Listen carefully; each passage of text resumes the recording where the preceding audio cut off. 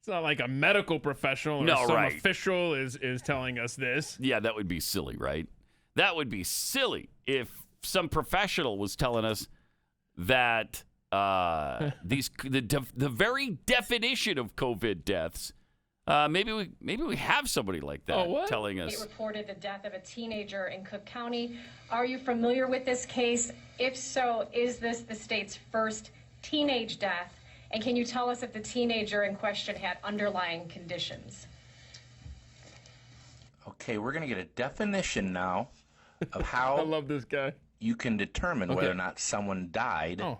with COVID. Oh, this will be helpful. Very simple. Okay. I don't have that information at my disposal at this time. I know we have had people of all age groups die. I just want to be clear in terms of the definition of people dying.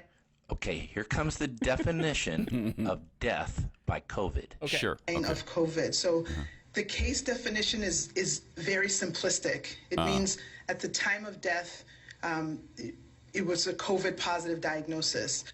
That means no matter how you die, Wow. as long as you were positive for COVID when you died, you are a COVID death. Even if you got in a car wreck or you fell off a cliff, Nah, that's not for what she whatever said. reason that you died, as long as you had COVID, it's counted as a COVID death. She didn't say Listen. that. Listen. So that means that if you were in hospice and had already been given, a few weeks to live, and then you also were found to have COVID, that would be counted as a COVID death.